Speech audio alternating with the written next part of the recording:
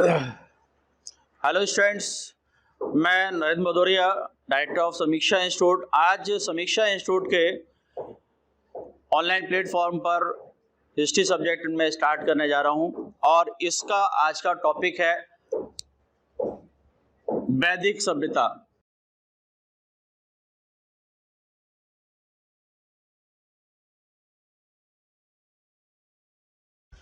जैसा कि आपको नाम से ही पता चल रहा है कि वैदिक सभ्यता वो सभ्यता है जिसका उल्लेख आपका वेदों में मिलता है।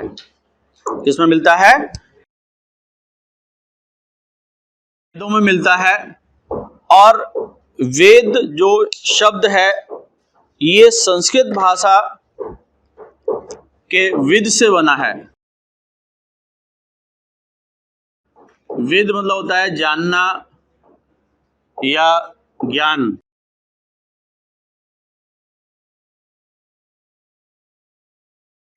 ये संस्कृत भाषा में विद जो है यानी कि आपका जो धातु है उससे वेद बना हुआ है। इन वेदों में आपका जिस चीज का जिक्र किया गया है उस पूरी सभ्यता को वैदिक सभ्यता कहा गया है। ये जो वैदिक सभ्यता है ये आर्यों से संबंधित है। वैदिक सभ्यता आर्यों से संबंधित है। ये आर्य भी संस्कृत भाषा का शब्द है और आर्य का मतलब होता है कुलीन, यानी कि उच्च कुल वाला व्यक्ति। आपका जो आर्य का मतलब है कुलीन यानी कि उच्च कुल का व्यक्ति जो होता है वो आर्य कहलाता है। चूंकि ये आर्य लोग ऐसा माना जाता है कि अपने आप को प्रजाति के आधार पर यानी कि श्रेष्ठ मानते थे। यहाँ के जो मूल निवासी थे भारत के उनको द्रविड़ कहा गया है। और आर्य लोगों के मामले में एक विवाद है कि ये विदेशी थे या फिर भारत के रहने वाले थे। तो अलग अलग विद्वानों ने इनके बारे में, इनके निवास स्थान के बारे में बताया है। क्योंकि ये प्रारंभ में जब आए थे भारत में, या भारत इनका मूल निवास था कि नहीं था ये अलग विषय है। लेकिन स्टार्टिंग में जो वेद में आपका इनका जिक्र किया जाता है तो वो आपका सप्त सैंधव प्रदेश है। कौन सा है? सप्त सैंधव प्रदेश। यहाँ पर यानी कि आर्यों का प्रारंभिक निवास स्थान है। और ऐसा विद्वानों ने माना है कि ये बाहर से आए थे। कुछ विद्वानों ने कहा है कि ये आपका मध्य एशिया से आए थे। मेडिटेरियन, मध्य एशिया से, एशिया माइनर से ये लोग आए। और एशिया माइनर से आकर के आपका जो सप्त सैंधव प्रदेश है यानी कि सिंधु और उसकी जो सहायक नदियां हैं उसके आसपास का क्षेत्र, उससे यानी कि आपका ये आर्यों ने यहाँ करके निवास किया था। लेकिन बाद में कुछ अलग अलग विद्वान हैं, इन्होंने और भी मत दिए। आपका जैसे मध्य एशिया का है ये मैक्स मूलर ने दिया था। ये जर्मनी के विद्वान हैं मैक्स मूलर। इन्होंने स्टडी करने के बाद ये बताया कि भारत में पहुंचने से पहले जो आर्य लोग थे वो मध्य एशिया में रह रहे थे और मध्य एशिया से आकर के फिर आपका ये पंजाब वाले क्षेत्र में पहुंचे आर्य लोग। वहां पर भारत में फिर उन्होंने निवास किया। भारतीय स्वतंत्रता संग्राम के जो लीडर हैं बाल गंगाधर तिलक, लोकमान्य बाल गंगाधर तिलक, तिलक के द्वारा ये बताया गया ये लोग ठंडे क्षेत्र में रहते थे जिसको यानी कि आपका बताया उन्होंने आर्कटिक क्षेत्र यानी कि आपका उत्तरी ध्रुव यानी कि नॉर्दर्न आपका पोल से ये लोग इंडिया की तरफ आए थे। यानी कि आपका आर्कटिक क्षेत्र जो था आपका बहुत ज़्यादा बर्फीला क्षेत्र है और उन्होंने ये बताया कि यहाँ पर ऐसी जगह पर रहते थे जहाँ 6 महीने का दिन 6 महीने की रात होती। तो आपको मालूम है ये क्षेत्र कौन सा है, आपका आर्कटिक क्षेत्र है। और वहाँ पर बहुत ज़्यादा जब हिमपात होने लगा तो वहाँ से वो लोग नीचे की तरफ आए आपका, और फिर ये आगे बढ़ते हुए एक ब्रांच इनकी ईरान चली गई और एक इनकी इंडिया की तरफ आए, और इनके ये इंडिया में आपका सबसे पहले यहीं पर सिंधु नदी और उसके आसपास के क्षेत्रों में बस गए, ऐसा इनका कहना है। भारतीय स्वतंत्रता संग्राम के एक और आपके समाज सुधारक भी थे, दयानंद सरस्वती। दयानंद सरस्वती के द्वारा ये बताया गया कि ये लोग कहां से आए, तिब्बत से आए। कहां से आए, ये लोग तिब्बत के रहने वाले थे और तिब्बत से फिर ये आपके भारत में निवास करने लगे आकर के, ये इनका कहना है। इसके अलावा और भी कई विद्वान हैं जिन्होंने अलग अलग क्षेत्रों को बताया है, और इसमें आपका कुछ लोगों ने बताया कि कश्मीर इनका निवास स्थान था, कुछ लोगों ने कहा ब्रह्मदेश इनका निवास स्थान था, कुछ लोगों ने बताया कि ये मध्य देश था, और कुछ लोगों ने आपका मुल्तान को बताया। तो इसमें आपका कश्मीर को भी कुछ लोगों ने बताया कि ये मुल्तान यानी कि कश्मीर के निवासी थे और फिर देश के अन्य भागों में ये पहुंचे जाकर के। तो ये कश्मीर को आपका LD कल्ला इन्होंने अपनी रिसर्च के बेसिस पर बताया, LD कल्ला ने, कि ये कश्मीर के मूल निवासी थे और फिर जाकर के देश के अन्य क्षेत्रों में निवास करने लगे। ये किसका कहना था, LD कल्ला का, कश्मीर के मामले में। DS त्रिदेव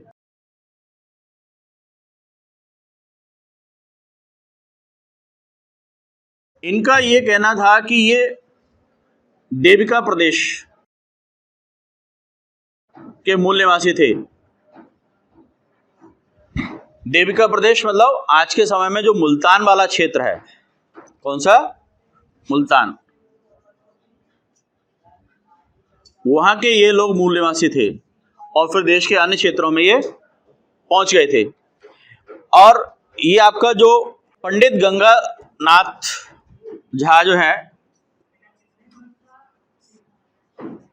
इन्होंने ब्रह्म ऋषि देश को बताया। ब्रह्म प्रदेश जो था, ब्रह्म ऋषि प्रदेश, ये वो क्षेत्र है जो गंगा और यमुना के बीच का जो क्षेत्र है, इसको ब्रह्म ऋषि प्रदेश कहा जाता है। इन्होंने इसको बताया कि ये यहाँ से आपके देश के अन्य क्षेत्रों में पहुंचे। तो ये आर्यों के निवास स्थान के बारे में जो बातें मिलती हैं, तो उसमें अलग अलग यानी कि विद्वानों ने अपने मत दिए।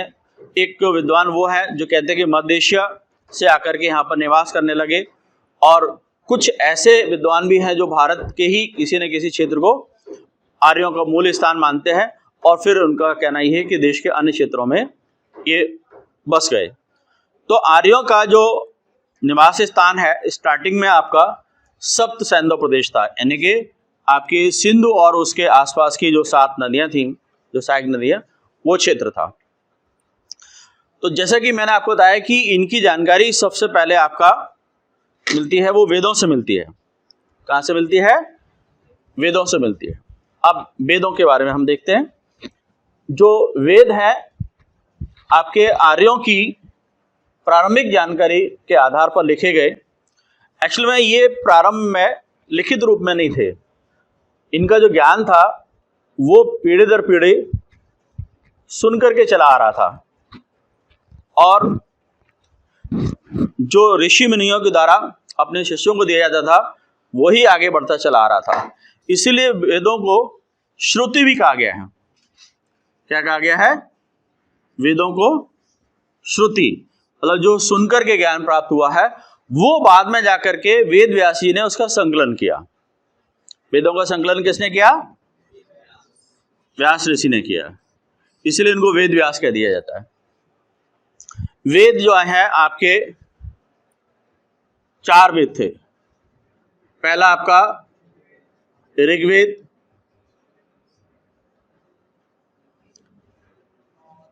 दूसरा आपका सामवेद,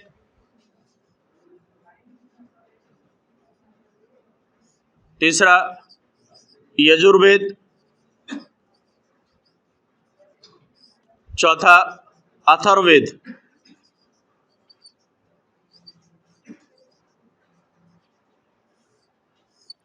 ये 4 वेद थे, ऋग्वेद, सामवेद, यजुर्वेद और अथर्ववेद। इन चारों वेदों में सबसे जो पुराना है वो आपका ऋग्वेद है। सबसे पुराना वेद ऋग्वेद है। ठीक है, ये क्वेश्चन पूछा जाता है कि सबसे पुराना वेद कौन सा है? ऋग्वेद है। ये 3 स्टार्टिंग के वेद जो है आपका ऋग्वेद, सामवेद और यजुर्वेद, ये वेद त्रयी इनको कहा जाता है। क्या कहा जाता है? वेद त्रयी, यानी कि 3 वेद जो बहुत महत्वपूर्ण हैं, इनको वेद त्रयी कहा जाता है। इन वेदों में आपका ऋग्वेद सबसे पुराना है, इसलिए आर्यों की प्रारंभिक जानकारी यानी कि स्टार्टिंग की जानकारी है वो इसी से मिलती है। किससे मिलती है? ऋग्वेद से मिलती है। इन चारों वेदों का अलग अलग विषय है, यानी कि इनमें चारों में अलग अलग जानकारियां मिलती हैं। ऋग्वेद में जो जानकारी मिलती है वो आपकी जो ऋग्वैदिक कालीन देवता थे जितने भी, यानी कि इनमें 33 देवताओं का उल्लेख है। कितने? ऋग्वेद में 33 देवताओं का उल्लेख है। और ये देवता किसी न किसी प्राकृतिक शक्ति से, नेचुरल यानी कि पावर से जुड़े थे। जैसे आपका इंद्र है तो वर्षा के देवता माने गए हैं, मरुत आपके तूफानों के देवता माने गए हैं, है ना। आपका वरुण नैतिकता के देवता माने गए हैं। तो ये अलग अलग शक्तियों के देवता माने गए हैं। इन सभी को खुश करने के लिए, जो उनको उनकी प्रार्थना करने के लिए, उनकी स्तुति करने के लिए जो मंत्र दिए गए हैं, उन सभी मंत्रों का उल्लेख ऋग्वेद में मिलता है। आपकी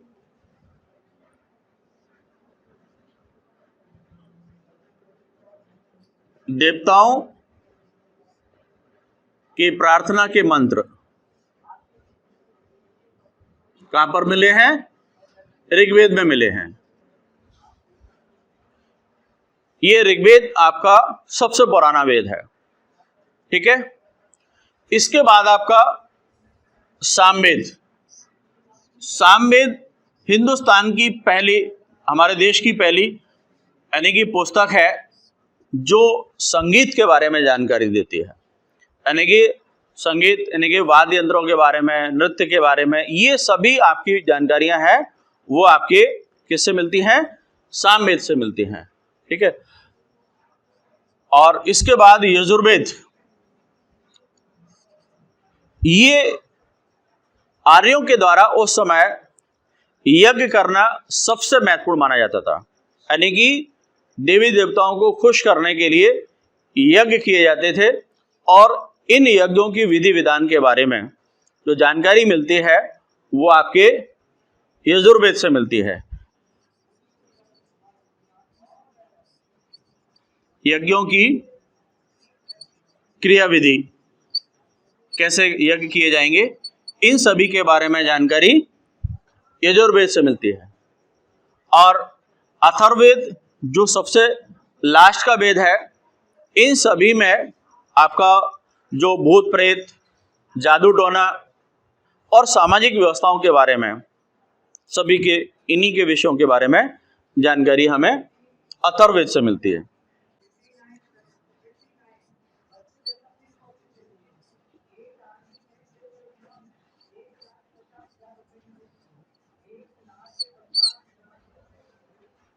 ठीक है, तो ये चारों जो वेद हैं इनकी अलग अलग विषय वस्तु है जिससे उस समय की इनकी जानकारियां मिलती हैं।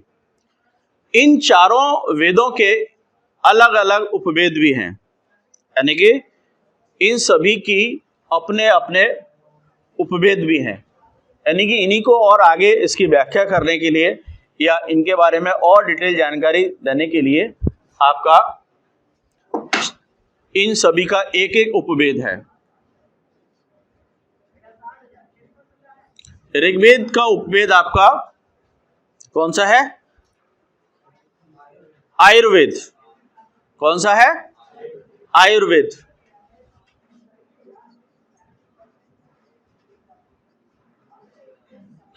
सामवेद का गंधर्ववेद। यजुर्वेद का धनुर्वेद।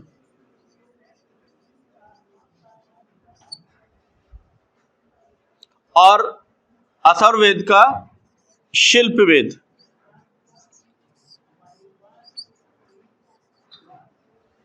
इन चारों वेदों के एक एक उपवेद हैं जो आपका इन्हीं बातों को और यानी कि आगे बढ़ाने के लिए इन यानी कि वेदों की उपवेदों की रचना की है।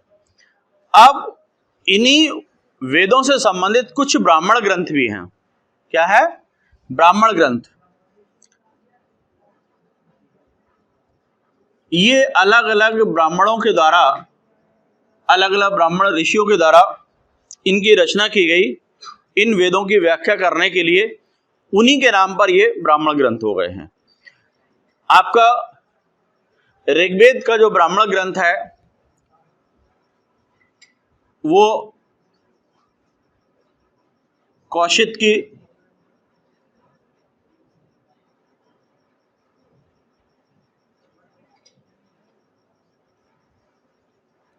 की ब्राह्मण और ऐत्रेय ब्राह्मण, ये दो जो ब्राह्मण हैं आपके ऋग्वेद के थे। इन ब्राह्मण ग्रंथों में जैसे कौशिक की ऋषि हैं, उनके द्वारा इसकी रचना की गई, इसलिए आपका कौशिक की ब्राह्मण। ऐत्रेय ब्राह्मण के द्वारा इसकी रचना की गई, ऐत्रेय ब्राह्मण।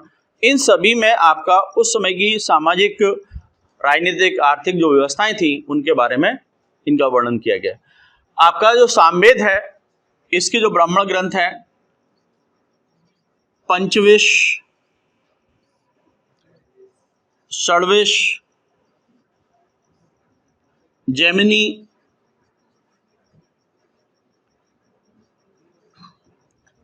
ये आपका इनके ब्राह्मण ग्रंथ हैं सामवेद के। यजुर्वेद के दो ब्राह्मण ग्रंथ हैं, तैत्तिरीय ब्राह्मण और शतपथ ब्राह्मण।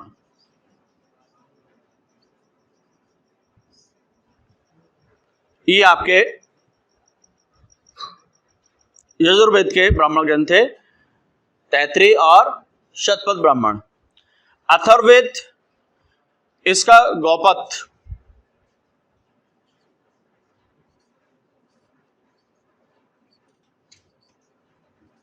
ब्राह्मण है। ये ब्राह्मण जो ग्रंथ है इनमें खास करके उस समय की धार्मिक क्रियाओं के बारे में वर्णन किया गया है और उस समय की सारी जो व्यवस्थाएं हैं ये ज्यादातर जो है आपके इनको व्याख्या रूप में लिखे गए हैं। ब्राह्मण ग्रंथ वो पद रूप में लिख करके गद्य रूप में लिखे गए, विस्तार से लिखे गए।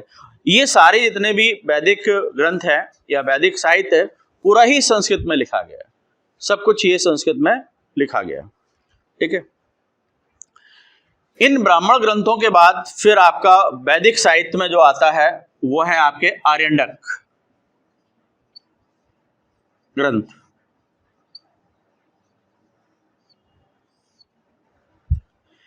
जैसे कि मैंने आपको बताया कि ये सारे जितने भी हैं कहीं ना कहीं इनमें आपका कर्म कांड के बारे में या यज्ञों की क्रिया विधान के बारे में जिक्र है। मतलब वो सारा ये बताया गया है कि यदि आपको मोक्ष प्राप्त करना है तो मोक्ष प्राप्ति का साधन यानी कि धार्मिक कार्य है और खास करके आपका जो यज्ञ संबंधी क्रियाकलाप है उन सभी को यानी करना ही उस समय की सबसे महत्वपूर्ण वो मानी जाती थी। अच्छा, इनमें भी एक खास बात थी कि इन सभी जो वेद हैं इन सभी का पाठ करने वाले अलग अलग ब्राह्मण थे। मतलब स्पेशलाइजेशन था कि साहब ये जो करेगा वो इस उपाधि से होगा। और इसमें ब्राह्मणों ने ये कहना शुरू कर दिया कि आपको, पहले तो ये था कि भाई परमिशन थी, आप घर पर रहने के आराम से यज्ञ कर सकते हैं, मतलब ऋणों से उऋण होने के लिए। लेकिन बाद में ब्राह्मणों ने ये कहना शुरू कर दिया कि ये उच्चारण इनका बिल्कुल सही होना चाहिए। प्रोनाउंसिएशन कहीं गलत हो गया ना, उच्चारण आपसे गलत हो गया तो इसके साइड इफेक्ट बहुत हो जाते हैं, मतलब अच्छी की जगह खराब हो जाएंगे। तो इसके लिए क्या करना पड़ेगा, आप ब्राह्मणों को बुलाओ, वो आकर के करेंगे पूरे विधि विधान से, और जाते समय फिर उनको अच्छा खासा विदाई दो, है ना। तो वो काम किससे करवाना है, ब्राह्मणों से ही करवाना है। ब्राह्मणों से नहीं करवाओगे तो साइड इफेक्ट होंगे, साइड इफेक्ट ये आप ही के ऊपर जाएंगे, आप गलत आपने उच्चारण कर लिया। स्पेशलाइजेशन पे करवाओगे, अच्छा पुरोहित को बुला करके करवाओगे तो सारा अच्छा फल मिलेगा। और उसमें भी आपका इनका स्पेशलाइजेशन कर दिया गया। आपका जो ऋग्वेद का उच्चारण करने वाला जो पुरोहित होता था उसको बोला जाता था होत्र या होता, होत्र या होता। इस सामवेद के मंत्रों का उच्चारण करने वाला होता था वो उद्गाता।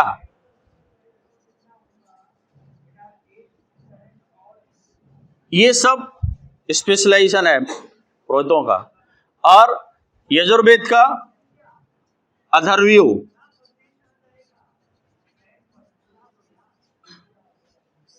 और अथर्ववेद का उच्चारण करने वाला ब्राह्मण या ब्राह्मण।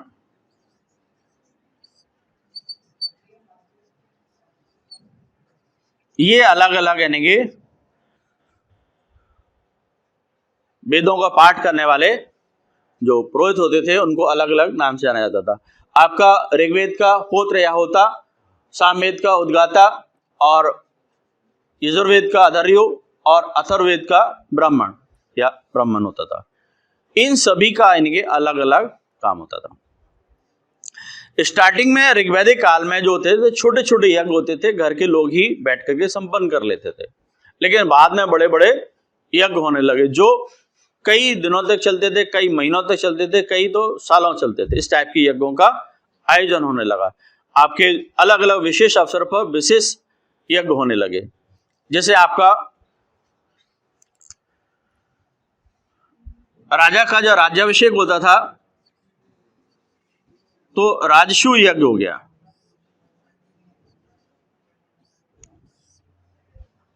जब राजा का राज्याभिषेक होता था उस समय के जो अधिकारी होते थे उनको सबको बुला करके ब्राह्मण लोग बड़े विधि विधान से राजा का राज्याभिषेक करते थे। तो उस समय राजसू यज्ञ होता था। एक होता था वाजपेयी यज्ञ।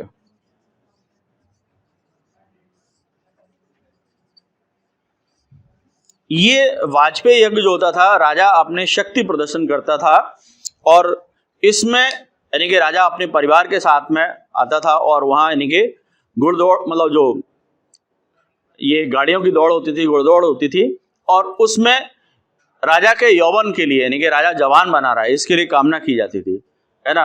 और बड़े बड़े यज्ञ, अश्वमेध यज्ञ,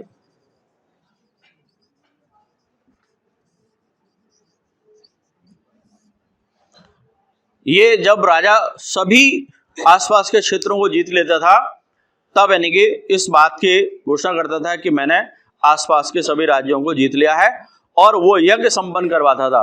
उसमें अश्वमेध यज्ञ में एक घोड़ा छोड़ा जाता था और वो घोड़ा सैनिक साथ में लेकर के जाते थे, उन सभी राज्यों से होकर के गुजरता था जहां पर यानी कि वो राजा का प्रभाव होता था।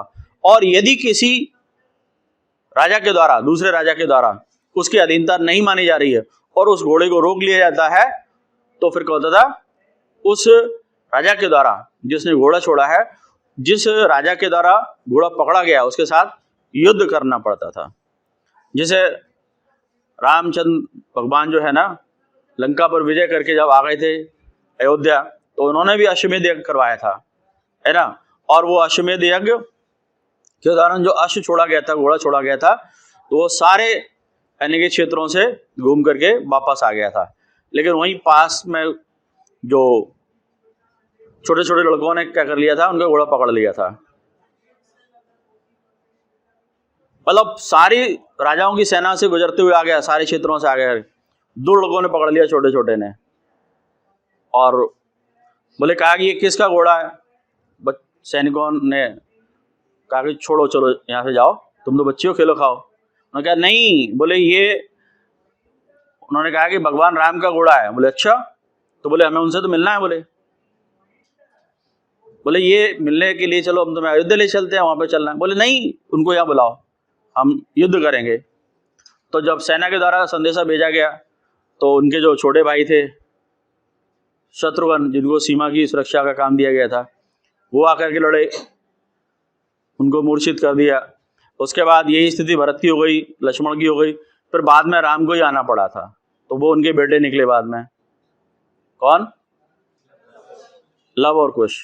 तो ये अश्वमेध यज्ञ का प्रावधान था कि यानी कि जो राजा चक्रवर्ती राजा बन जाता था, सभी राजाओं को जीत लेता था, तो वो अश्वमेध यज्ञ करवाता था। तो ऐसे यज्ञ बाद में बड़े बड़े होने लगे थे। तो ये आपके अश्वमेध यज्ञ, ऐसे बड़े बड़े यज्ञों का आयोजन होने लगा। ठीक है,